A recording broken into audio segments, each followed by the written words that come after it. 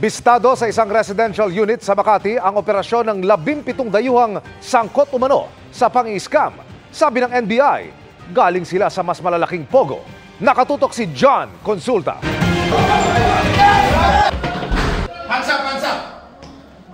Walang kawala ang 17 dayuhan sa gusaling ito na sinalakay ng NBI sa Makati na huli sa akto habang abala sa kanilang workstations para sa umano'y scamming activities. Kasama umano dito ang love scam at crypto scam.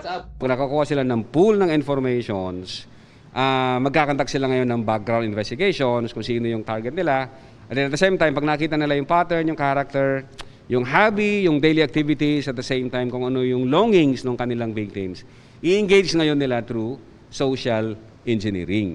May nadiskubre pa ang NBI Cybercrime Division na illegal umanong aktibidad ng grupo. Merong hacker, merong buyer ng data. May nakita kaming program code and script na pwede magamit to access other system without the authority nor consent ng ating system owner.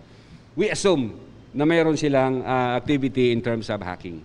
Ayon sa NBI, mula sa mas malaking pogo operasyon ang mga dayuhan na kinibibilangan ng Malaysian, Taiwanese at Chinese nationals. Yung malalaking pogo, nag-group sila into a smaller group. Ayan na nga, nag-o-occupy ng residential units, apartments, no?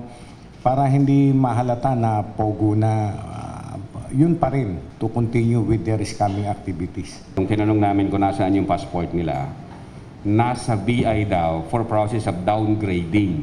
Working visa, pero dina-downgrade na ngayon as tourist.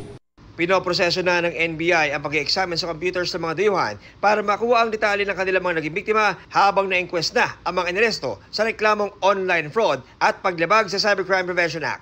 Sinubukan namin kunan ng pahayag ang mga inaresto pero wala silang tugon.